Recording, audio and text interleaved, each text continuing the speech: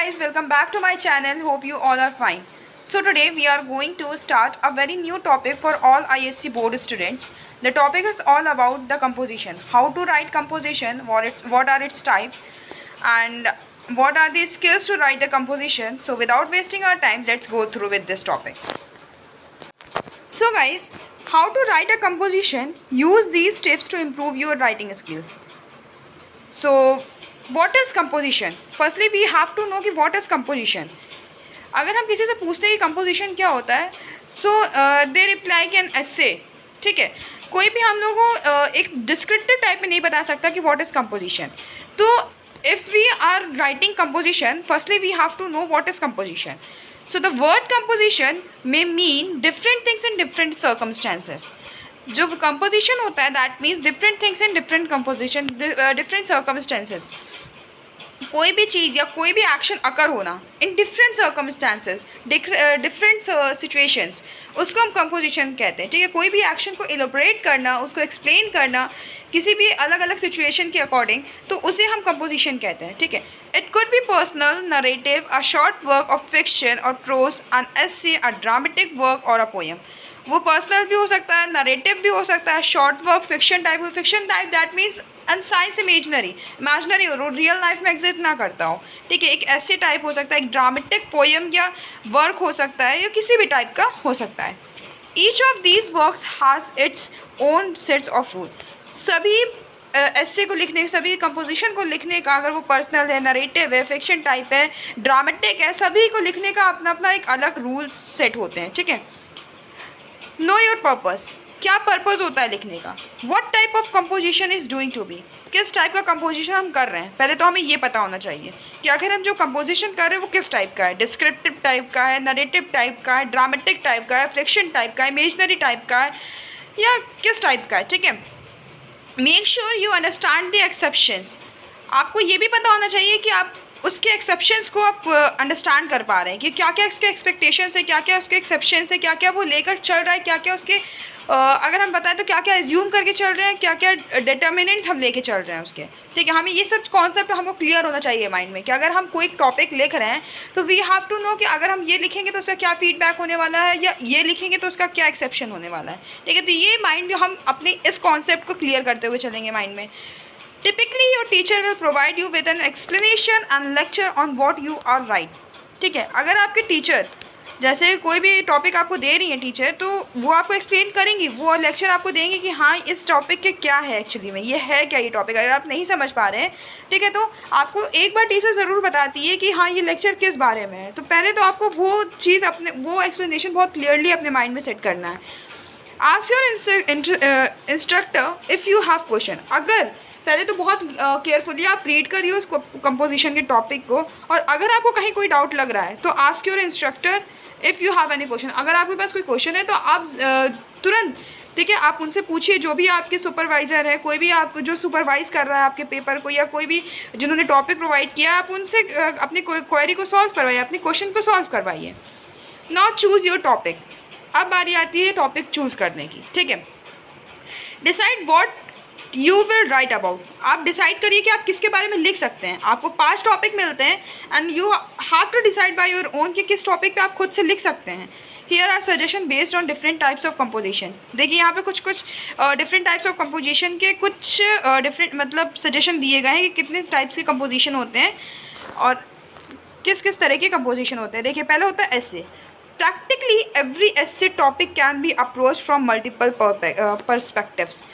क्या होता है कि जितने भी ऐसे होते हैं, जितने भी ऐसे के टॉपिक्स होते हैं, उसके मल्टीपल अप्रोचेस होते हैं, मल्टीपल पर्सपेक्टिव्स होते हैं, अलग अलग पर्पस से वो बने होते हैं. ठीक है, कोई फेस्टिवल पे होता है, कोई आज के जितने भी क्राइटेरिया चल रहे होते हैं उस पर होता है, कोई जितने भी रूल्स एंड स्कीम सारे गवर्नमेंट के लिए उसके होते हैं. मतलब सबके अलग अलग पर्सपेक्टिव्स होते हैं, अलग अलग अप्रोचेज होते हैं. ठीक है, when writing essay choose a topic and take the stance.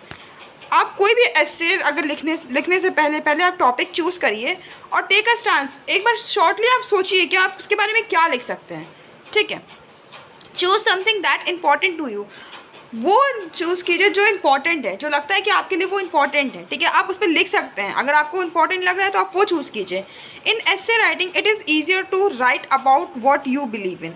और ऐसे में ज़्यादातर वो ही लिखना चाहिए जिस पे आप बिलीव करते हैं कि हाँ ऐसा हो सकता है। अगर आप मतलब उस टॉपिक पे लिखेंगे जिसके बारे में आपको नॉलेज नहीं है तो शायद आपको कम वर्ड्स मिले लिखने के लिए, कम ओपिनियंस मिले, कम सजेशंस मिले आपको लिखने के लिए। बट अगर आप अवेयर टॉपिक पे लिखेंगे तो आपके पास बहुत पॉइंट्स होंगे लिखने के लिए, and you clarify that topic very easily. ठीक है, आप क्लियरलीफाई कर ले जाएंगे उस टॉपिक्स को। सो आप ऐसा टॉपिक लेकर चलिए जो आपको लगता है कि हाँ कि वो ईजी पड़ेगा मेरे लिए और जिस टॉपिक पर आप बिलीव करते हो। ठीक है, right this in first person.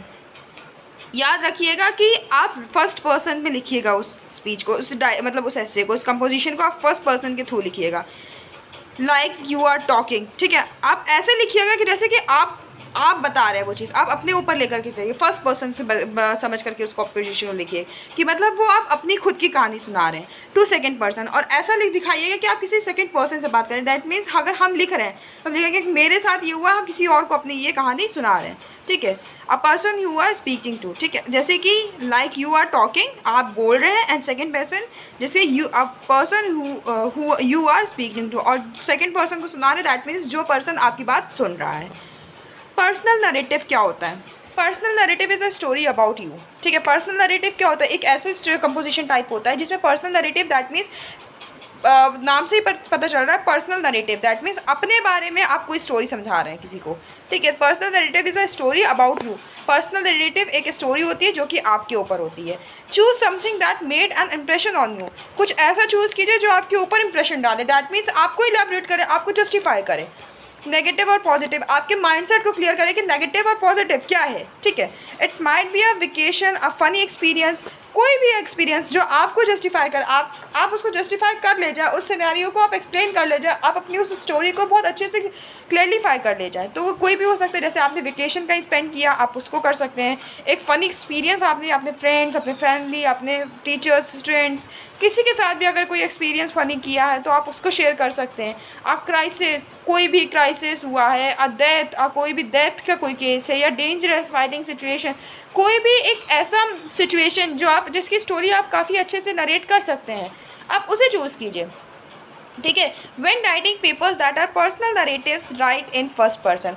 अगर आप पर्सनल नरेटिव से लिखते हैं, ठीक है, तो उसमें आप अपने आप को दिखाएंगे, आप first person, as a first person लिखेंगे कि मतलब आप अपनी स्टोरी सुना रहे हैं। क्योंकि अगर पर्सनल नरेटिव हम स्टोरी कंपोजिशन लिख रहे हैं तो जाहिर सी बात है कि हम अपनी ही स्टोरी बता रहे हैं, तो हम ऐसा ही दिखाएंगे कि हम किसी और की स्टोरी नहीं, हम first person, as a first person इस ऐसे को लिखेंगे। Now short story, it is a form of prose friction, a creative non poetic kind of composition. Short story, देखिए ये क्या होता है, एक फिक्शन बेस्ड स्टोरी होता है, दैट मीन्स अनरियल होता है। ठीक है, ये इमेजिनरी टाइप होता है। अ creative non poetic kind of, मतलब इमेजिनरी के एकदम पोएटिक में नहीं चले जाएंगे, लेकिन हाँ इमेजिनरी होता है, क्रिएटिव साउंड करता है ये। ठीक है, ये क्रिएटिव टाइप ऑफ कंपोजिशन होता है। It write this in third person, आप इसका थर्ड पर्सन के थ्रू लिखिए, that means as if you were a narrator, कि आप उसको मतलब किसी और की कहानी है, किसी और को सुनाई गई है, बट आप उसको एज अ नरेटर डिक्टेट कर रहे हैं। ठीक है, आप इसको इस तरह से लिख सकते हैं। इस मतलब इस कंपोजिशन को थर्ड पर्सन के थ्रू लिखा जाता है, एज अ थर्ड पर्सन लिखा जाता है। दैट मीन्स कि आप उस कंपोजिशन के, आप उस स्टोरी के नरेटर हैं, आपने ना लिखी है ना आपने सुनाई है, आप उसको बस नरेट कर रहे हैं, उस स्टोरी को बता रहे हैं सबको। ठीक, और first person if you speaks as your main character, या तो फर्स्ट पर्सन शो कीजिए अगर आप उस स्टोरी के मेन कैरेक्टर है, तो या तो third person, as a third person show करना पड़ता है। ठीक है, जैसे कि आप नरेटर है, आप खुद मतलब उस स्टोरी को सुना रहे हैं, वरना फर्स्ट पर्सन के थ्रू दिखाइए। सेकंड पर्सन का यूज़ यहाँ पे नहीं किया जाता है, कि अगर आप मेन कैरेक्टर है तब यहाँ पे first person, as a first person आप स्पीक करेंगे यहाँ पे। If first person voice in your choice, ठीक है, अगर फर्स्ट पर्सन, अगर आप चूज़ करते हैं first person, as a first person इस कंपोजिशन को लिखना, then your short story will read much like a narrative. तो आपकी जो स्टोरी होगी लगभग ऑलमोस्ट मतलब नरेटिव लगेगा कि हाँ आप नरेट कर रहे हैं। देखिए क्या बात होती है कि अगर थर्ड पर्सन या फर्स्ट पर्सन में, थर्ड पर्सन में आप बता रहे हो, आप उस स्टोरी को नरेट कर रहे होते हैं, एंड फर्स्ट पर्सन में आप बता रहे होते हैं कि हाँ ये मेरी ही स्टोरी है। तो नरेट कर रहे हैं या बता रहे हैं तो एक तरह से बात सिमिलर हुई, बस यहाँ पे फर्स्ट पर्सन का यूज़ नहीं होता। अगर थर्ड पर्सन में बताया जा रहा है कि अगर थर्ड पर्सन की तरह आप लिख रहे हैं इस कंपोजिशन को, कि आप सिर्फ इलेबोरेट कर एक्सप्लेन कर रहे हैं इस स्टोरी को, तो ठीक है। अगर आप चूज़ करते हैं फर्स्ट पर्सन, तो भी आप अगर फर्स्ट पर्सन चूज़ कीजिएगा जब अगर आप उस स्टोरी के मेन कैरेक्टर हुए तब। ठीक।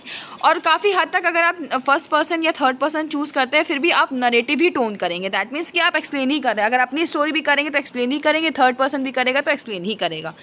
But it is not necessarily sometimes that happen to you. लेकिन ये ज़रूरी नहीं होता है कि वो जो भी स्टोरी आप कर रहे हैं, मतलब जो एक्सप्लेन कर रहे हैं स्टोरी, वो आपके साथ ही हुआ हो। इसीलिए हम यहाँ पे थर्ड पर्सन का यूज़ करते हैं कि अगर मान लीजिए वो सर्कमस्टांसेस या वो सिचुएशन आपने ना फेस की हो, बस आप नरेटर बने हुए हैं यहाँ पे, तो आप थर्ड पर्सन का यूज़ करेंगे। वरना अगर आप मेन कैरेक्टर है तो आप first person, as a first person इस कंपोजिशन को लिखेंगे। You can base it upon something you have experience. आपने जो एक्सपीरियंस किया है वो बेस बना करके आप लिखिए उस कंपोजिशन को। आपने जो एक्सपीरियंस किया है आप वो चीज़ एक्सप्लेन कीजिए।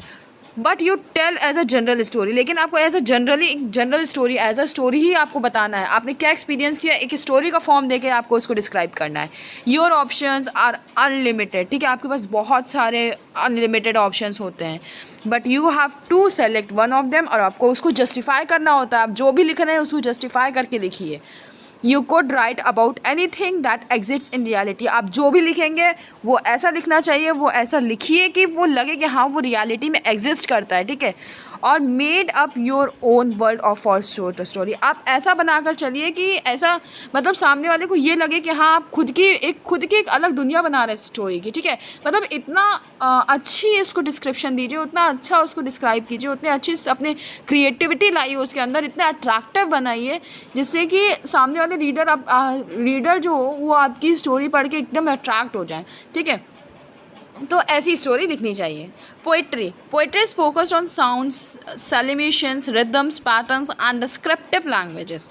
पोइट्री क्या है कि साउंड थोड़ा सा मतलब बैकग्राउंड म्यूज़िक, मतलब क्या बताएगा यहाँ पे जैसे स्टोरी में, तो स्टोरी में जैसे कोई भी स्टोरी हो, जैसे मुझे ये आवाज़ सुनाई दी स्टोरी में, तो ये सब क्या है, ये पोइट्रिक साउंड करता है। दैट मीन्स रिदम, पैटर्न, एक डिस्क्रिप्टिव लैंग्वेज होती है, थोड़ा सा लेंदी करने के लिए भी इसको यूज़ किया जाता है, एंड मोस्ट प्रोबेबली थोड़ा सा अट्रैक्टिव बनाने के लिए इसको यूज़ किया जाता है।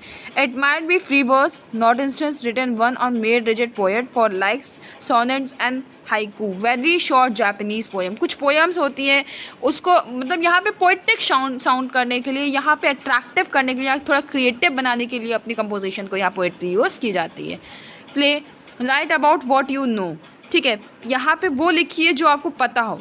अनअवेयर थिंग्स मत लिखिए, वरना वहाँ पे आपके पॉइंट्स भी लेस किए जा सकते हैं। अगर आप किसी अननोन पॉइंट को लिखते हैं, ठीक है, उसमें कुछ भी गलत पाएगा, क्योंकि देखिए अगर नोन पॉइंट लिखेंगे तो आपको पता है कि हाँ वो सही लिखेंगे। अगर अननोन पॉइंट्स लिखते हैं जिसके बारे में ज़्यादा जानकारी ना हो तो उसको ज़्यादातर अवॉइड कीजिए, बिकॉज कि वहाँ पर अगर कुछ भी गलत हुआ तो आपके मार्क्स पॉइंट कट जाएंगे। और अगर आप नोन चीज़ लिखते हैं तो आप वहाँ पर है कि हाँ आप अपने टॉपिक को जस्टिफाई कर सकें, क्लेरिफाई कर सकें, आप एलोबरेट कर सकें कि हाँ हम सही हैं, ठीक है। अगर अननोन लिखेंगे तो आपको खुद नहीं पता होगा कि आप लिख क्यों रहे हैं, ठीक है, तो वहाँ पे आपके मार्क्स जा सकते हैं। तो right about what you know, जितना हो सके उतना लिखिए, मतलब जितना पता हो उतना ही लिखिए। ज़्यादातर जिस टॉपिक के बारे में ना नहीं पता हो तो थोड़ा उसको अवॉइड कीजिए लिखना, ठीक है, जितना पता हो उसके बारे में लिखिए। Your play could develop your personal narrative. आपका जो प्ले है, मतलब आप जिस तरह से लिख रहे हैं अपने वो आपकी पर्सनल नरेटिव थॉट्स को भी डेवलप करेगा। अगर आप सोच रहे हैं तो आपकी इमेजिनेशन पावर, अगर आप जितना बना के लिख रहे हैं आपकी क्रिएटिव पावर, तो ये सब कहीं ना कहीं आपके इमेजिनेशन, क्रिएटिविटी, इन सबको डेवलप कर रहा है, ठीक है। But regardless include thing you have some knowledge that generally other personal experience और रिसर्च और बोथ, ठीक है। लेकिन इन सब के बाद भी अगर आप लिख रहे हैं तो क्या उस टॉपिक के बारे में लिखिए, जैसा कि मैंने अभी बताया, कि जिसके बारे में आपको नॉलेज हो, या तो आपने अपने खुद के पर्सनल एक्सपीरियंस से उससे नॉलेज गेन की हो, या रिसर्च के थ्रू उसको गेन की हो, ठीक है। मतलब जो भी आप लिख रहे हैं वो या तो आपने खुद के पर्सनल एक्सपीरियंस से उसके बारे में नॉलेज गेन की हो, या तो आपने कहीं से रिसर्च करके उसके बारे में एक्सपीरियंस गेन किया हो, नॉलेज गेन किया हो, या दोनों के थ्रू, ठीक है। तो ऐसा पॉइंट लिखिए जिसके बारे में आपको पता हो, नॉलेज हो, या तो अपने पर्सनल एक्सपीरियंस से या तो आपके रिसर्च से, ठीक है। The play is written in dialogue with a speaker indicates. The play is written in dialogue with a speaker indicated. ऐसा लगना चाहिए कि स्पीकर इस डायलॉग को इंडिकेट करा, अगर आप प्ले कंपोजिशन को लिख रहे हैं तो। मतलब एज अ लगना चाहिए कि एक स्पीकर इस चीज़ को बता रहा है, ठीक है, कि स्पीकर इस कंपोजिशन को, मतलब इस प्ले को डिस्क्राइब करे, एज अ स्पीकर कोई बताता है। यहाँ पे प्ले की बात करते हैं तो स्पीकर की बात करते हैं, ठीक है, कि अगर देखिए कोई भी प्ले हम करते हैं, जैसे मर्चेंट ऑफ वेनिस हो गई, द टेम्पेस्ट हो गई, तो ये सब क्या है, शेक्सपियर। तो स्पीकर यहाँ पे क्या होता है कि स्पीकर लिखा शेक्सपियर ने, एज अ स्पीकर यहाँ पे पूरी चीज़ें इंडिकेट की जाती है। तो कोई भी प्ले लिखते हैं तो स्पीकर यहाँ पे स्पीकर को इंडिकेट किया जाता है। Stage direction, defining the elements of set and telling characters how to speak lines and move on stage. फिर उसके बाद बताया जाता है स्टेज डायरेक्शन, मतलब direction, that means direction indication provide करना कि वहाँ पे जैसे अगर प्ले में कितने लोग हैं, कौन कौन सी लाइन किसे बोलनी है, कब स्टेज पे किस तरह से मूव करना है, कहाँ जाना है, किसको क्या क्या रोल प्ले करने, ये सब डायरेक्शन प्रोवाइड करना है। स्टेज डायरेक्शन इसी को कहते हैं। Defining the elements of set, कि मतलब कौन से एलिमेंट कहाँ होंगे सेट पे, ठीक है। कैरेक्टर्स के बारे में बताना, and telling characters how to speak lines and move on stage, फिर कैरेक्टर्स को बताना है कि कौन कौन सी लाइन उन्हें बोलनी है, किस तरह बोलनी है, कहाँ मूव, स्टेज पे कहाँ कहाँ चलना है, कैसे कैसे मूव करना है, कैसे कैसे बोलना है। And written elastic and parenthesis, मतलब किस तरह से आपको ओवरऑल जिस तरह सिस्टमाइज्ड वे में करना, ठीक है, सिस्टमाइज्ड वे में आपका प्लेस जाए, इसलिए उसको डायरेक्शन प्रोवाइड करना। तो इस तरह से प्ले लिखा जाता है, ठीक है। तो ऐसे personal narrative, short story, poetry और प्ले, ये 5 पॉइंट थे। ऐसे कैसे लिखा जाता है, पर्सनल नरेटिव्स कैसे लिखा जाता है, शॉर्ट स्टोरी कैसे लिखी जाती है, पोइट्री कैसे लिखी जाती है और प्ले कैसे लिखा जाता है, ये कुछ रूल्स थे। Right your introduction, for every composition expect poetry, सभी कंपोजिशन के लिए, सिर्फ पोइट्री को छोड़ करके सभी कंपोजिशन में you will need to introduce either your topic and position for an history और कैरेक्टर, प्लॉट एंड सेटिंग, और for narrative, short story and play, ठीक है। For every composition expect poetry, मतलब पोइट्री को छोड़ के जितने भी कंपोजिशन टाइप्स अभी मैंने पढ़ा है, ठीक है, उन सबको you will need to introduce either your topic and position, या आपको अपने आप को भी इंट्रोड्यूस करना पड़ेगा, अपना टॉपिक भी इंट्रोड्यूस करना पड़ेगा, ठीक है, कि मतलब वो टॉपिक है किस बारे में। जैसे कोई भी हम ऐसे लिखते हैं तो उसमें वहाँ पे इंट्रोडक्शन पहले लिखते हैं, दैट मीन्स कि उस टॉपिक, अगर वो टॉपिक है तो वो टॉपिक का मतलब क्या है, पहले तो उसको इंट्रोड्यूस करो ना।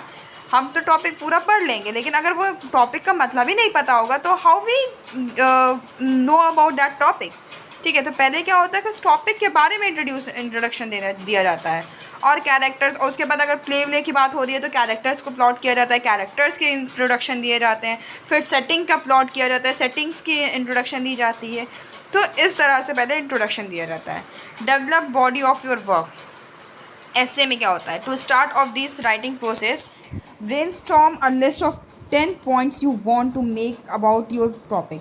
अच्छा, अगर आप ऐसे लिखने जा रहे हैं तो कोई 10 पॉइंट अपने दिमाग में सेट कर लीजिए कि हाँ, इन 10 टॉपिक्स को तो हमें अपने टॉपिक में इलाबरेट करना है, ठीक है। इन 10 टॉपिक्स को तो हमें अपने टॉपिक में कहीं ना कहीं तो लाना ही लाना है, ठीक। ऐसे 10 पॉइंट सेट करके चलेंगे तो आप उसी को डिस्कस कर लेंगे, आप उसी को डिटेल में डिस्कस कर लेंगे, आपको टॉपिक ख़त्म हो जाएगा। तो पहले तो क्या करना चाहिए कि 10 टॉपिक अपने माइंड में सोच लीजिए कि हाँ, इन 10 टॉपिक्स को डिस्कस करना है अपने कंपोजिशन में। जॉट डाउन 10 डिटेल्स और ideas that will support the point you are making. आप कोई 10 आइडियाज़, उन्हीं 10 टॉपिक्स के लिए, उन्हीं 10 पॉइंट्स के लिए आप 10 आइडियाज़ सोच लीजिए कि उन 10 पॉइंट्स को जस्टिफाई कर रहा हो, सपोर्ट कर रहा हो, ठीक है। जैसे हमने कोई 10 टॉपिक सोच लिया कि हाँ, हमें इस तरह से अपने कंपोजिशन में इन 10 पॉइंट्स को लेके आना है। आप उन पॉइंट्स को सपोर्ट करने के लिए 10 पॉइंट्स दिमाग में सोच लीजिए, ठीक है। तो इससे क्या होता है, ये बढ़ता ही चला जाता है, ये ब्रॉड कॉन्सेप्ट होता जाता है, और इससे आपके जो मतलब लेंथ भी इंक्रीज़ होती है आपके एस्से की, और आपको पॉइंट्स मिलते जाते हैं, तो आप मतलब जल्दी जल्दी कंप्लीट कर लेते हैं अपना एस्से।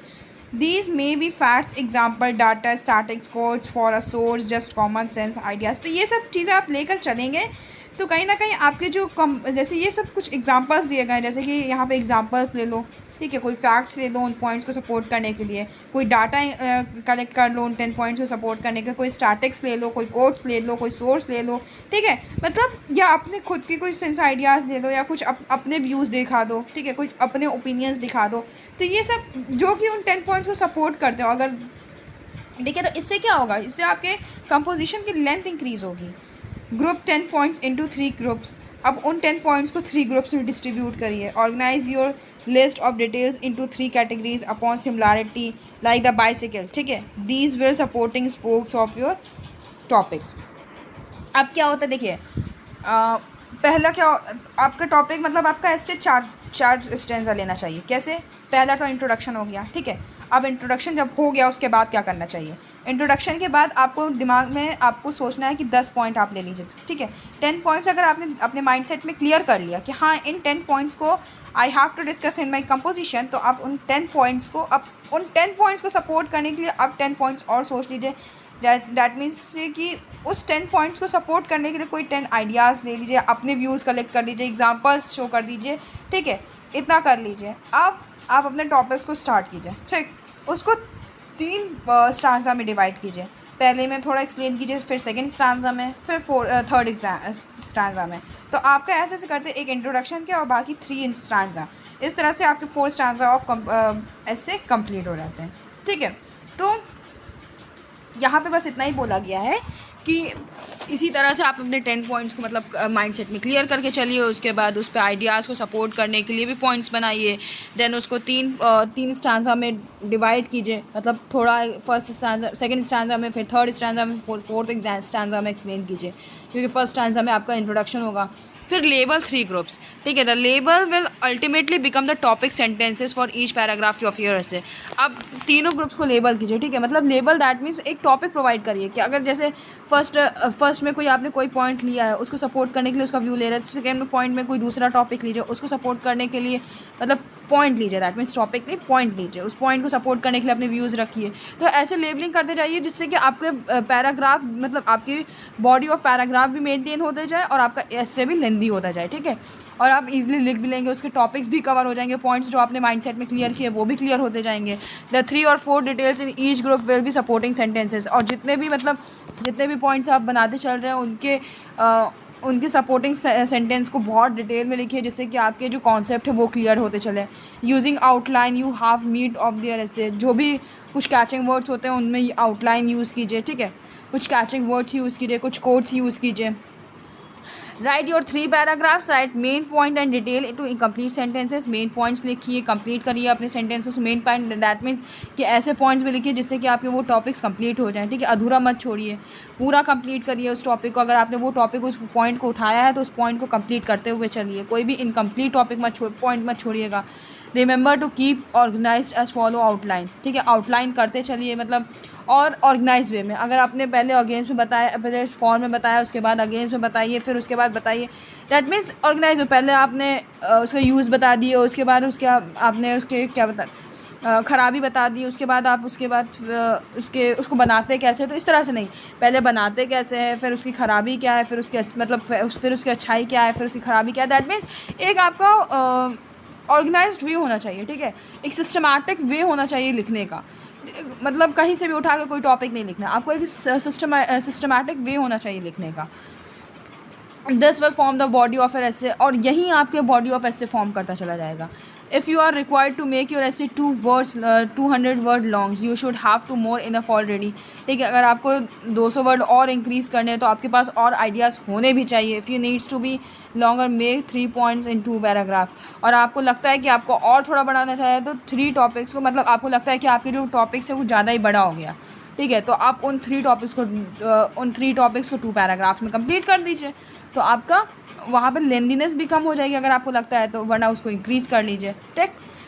फिर क्या होता है narrative, short story and play. अगर हम नरेटिव, शॉर्ट स्टोरी और प्ले टाइप कंपोजिशन की बात करते हैं तो wave these details in your composition. Character describe how character looks. पहले तो अगर हम प्ले की बात करते हैं या कैरेक्टर, मतलब नरेटिव में, शॉर्ट स्टोरी में और प्ले में कैरेक्टर होते ही होते हैं, ठीक है। तो अब पहले कैसे उसको लेंदी कर सकते हैं? पहले तो कैरेक्टर को डिस्क्राइब कीजिए कि कैसा दिखता है वो, ठीक है। क्या थिंक कर रहा है, किस तरह से एक्ट कर रहा है, ही इज़ एक्टिंग जनरली और नॉट, जेनरसली और not, he is look good not, मतलब कैसा लुक कर रहा है, ठीक है। क्या थिंक कर रहा है, कैसी उसकी माइंडसेट है, कैसा मतलब एज अ विलन प्ले कर रहा है, एज अ हीरो प्ले कर रहा है, तो कैसा प्ले कर रहा है, कैरेक्टर क्या है उसका। वीज दीज डिटेल्स इनटू स्टोरी, मतलब किस तरह से उसका कैरेक्टर शो किया गया है स्टोरी में, वो डिटेल में एक्सप्लेन कीजिए। फिर सेटिंग क्या है कि मतलब कौन से टाइम पीरियड की है, कौन सी एरिया की है, क्या मतलब वो किस जेनरोसिटी से ली गई है वो स्टोरी, ठीक है। क्या शो कर रहा है, उसकी मेन थीम क्या है। फिर plot, what happens in the story, basically it plots, मतलब जब हमने वो स्टोरी लिखी है, वो प्ले लिखा है या वो नरेटिव टाइप स्टोरी लिखी है तो उसका मेन पॉइंट क्या है, वो क्यों उस स्टोरी को हमने उठाया, ठीक है। उस स्टोरी को उठाने का मेन रीज़न क्या था वो भी एक्सप्लेन करते हुए चलना है।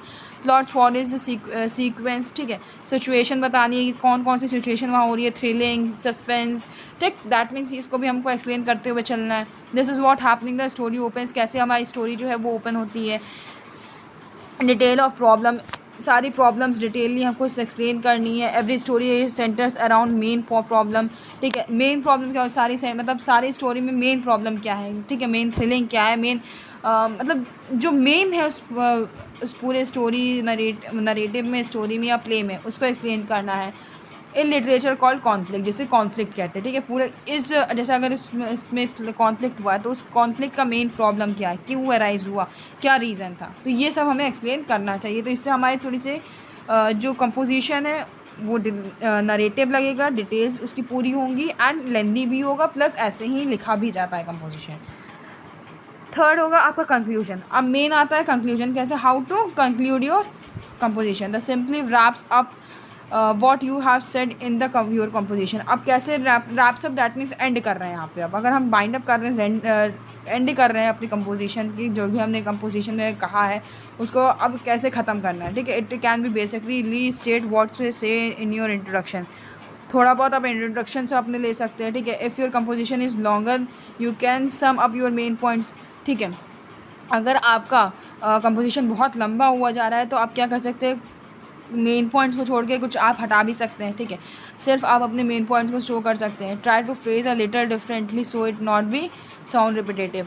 और आप लास्ट में क्या कर सकते हैं कि कुछ मेन पॉइंट्स उठा करके आप लास्ट में कंक्लूड कर सकते हैं अपने स्टोरी को, अपने कंपोजिशन को लास्ट में कुछ वर्ड्स मतलब कंक्लूड करने के लिए आप कुछ मेन पॉइंट्स उठा करके उसको कंक्लूड कर दीजिए। बट हो सके तो मतलब थोड़ा सा जो आपने ऊपर एलाबरेट किया हो उससे डिफरेंट लेके चलिए, क्योंकि जिससे कि रिपीटेटिव साउंड ना करे। दैट मीन्स वापस वो ना लगे कि हाँ आपने जो पहले लिखा तो वहीं आपने सेम नेक्स्ट में लिख दिया, नहीं। थोड़ा सा चेंज लिखिए और कंक्लूड कीजिए, मेन पॉइंट से कंक्लूड कीजिए, बकवास से कंक्लूड नहीं करना है। दैट मीन्स आप कुछ भी लिख देंगे तो उससे आप मतलब उससे सोचेंगे कंक्लूड हो जाए, नहीं उससे, क्योंकि अगर कोई भी रीडर होता है तो first para and last para ज़रूर पढ़ता है। तो कंक्लूजन ऐसा लिखिए कि बहुत अट्रैक्टिव हो, जिसमें आप कोट्स यूज़ कर सकें, कैचिंग वर्ड्स यूज़ कर सकें, आउटलाइंस यूज़ कीजिएगा उसमें, मतलब जितना हो सके उतना फर्स्ट और लास्ट पैराग्राफ को आप अपने अट्रैक्टिव बनाइए, क्योंकि रीडर जो होता है सबसे पहले वही ध्यान से देखता है, वही पढ़ता है, ठीक है। तो उसको बहुत मेन पॉइंट से कवर अप कीजिए, बहुत रैप कीजिए, मतलब बहुत ही मेन पॉइंट्स, बहुत ही जेन्युइन पॉइंट से रैप अप कीजिए।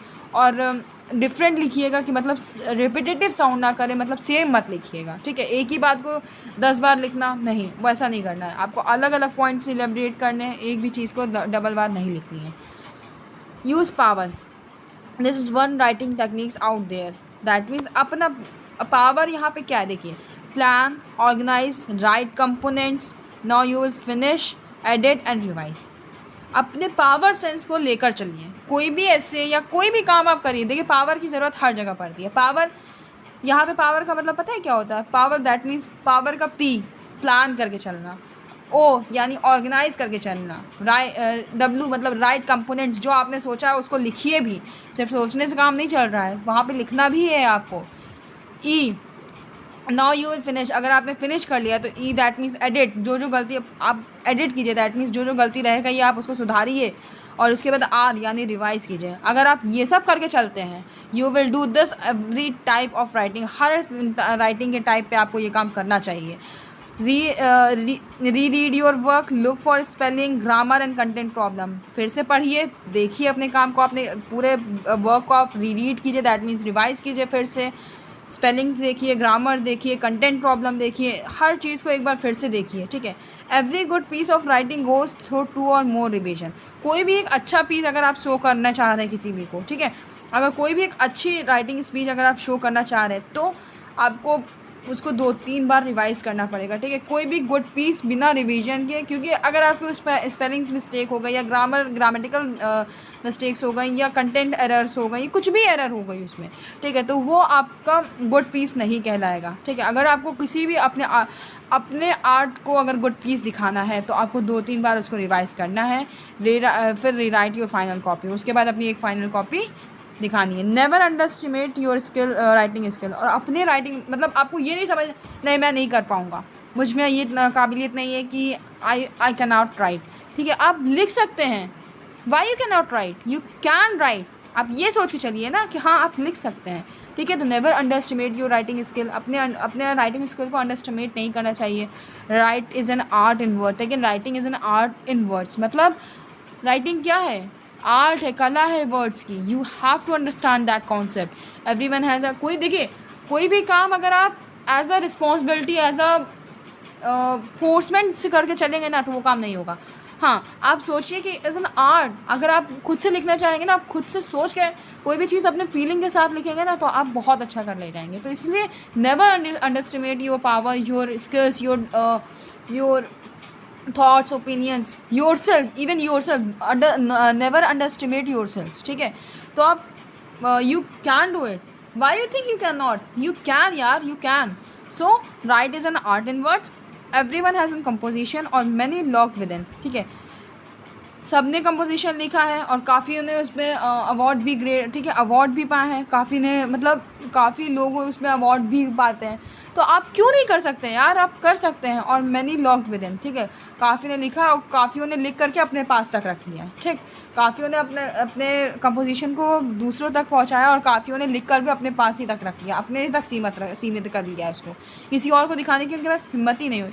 Everyone around you has a story to tell, सबके जितने भी लोग आपके पास हैं उनके पास है अपनी खुद की स्टोरी है। जितने भी लोग हैं आपके पास उनके पास कोई ना कोई स्टोरी है अपनी खुद की सुनाने के लिए आपको, ठीक है, क्योंकि सबकी लाइफ है, सबके लाइफ में कोई ऐसे स्टेजेस आते हैं, सबके पास अपनी अपनी स्टोरीज है सुनाने के लिए। सो बस बात होती है सुनाने की, क्यूरियोसिटी की, सस्पेंस की, और बात होती है कि आप कितना अपने कॉन्फिडेंस की, ठीक है, कि आपके अंदर खुद कितना सेल्फ कॉन्फिडेंस है, आप कितना कर ले जाते हो। काफ़ी लोग तो अपने कॉन्फिडेंस ही से हार जाते हैं, मतलब काफ़ी लोग तो सुना ही नहीं पाते भाई, उनके अंदर कॉन्फिडेंस ही नहीं है। क्यों यार, सुनाओ, तभी तो तुम आगे जाके बढ़ोगे, ठीक है। All you need is practice the skills to write your composition, all you need is to practice the skill to write your composition. और सबसे ज़्यादा ज़रूरी होती है practice, practice makes a man perfect. सबने सुना होगा कि प्रैक्टिस ही किसी भी इंसान को परफेक्ट बनाता है, ठीक है। हर कोई परफेक्ट नहीं होता, सब परफेक्ट नहीं होते। परफेक्ट बनने के लिए हमें प्रैक्टिस पे प्रैक्टिस करनी चाहिए। एक बार प्रैक्टिस नहीं, हमें 1000 बार प्रैक्टिस करनी है, हमें सैकड़ों बार प्रैक्टिस करनी है, तब जाके हम परफेक्ट बनेंगे। सो हमें प्रैक्टिस करके अपने स्किल्स को, अपने कंपोजिशन के लिखने के स्किल को इंक्रीज़ करना है। So I hope guys you understand the concept. If you understand the concept, so just like, share, subscribe my channel, and also drop your comment by which I get to understand your feedback. So bye guys, take care, have a great day.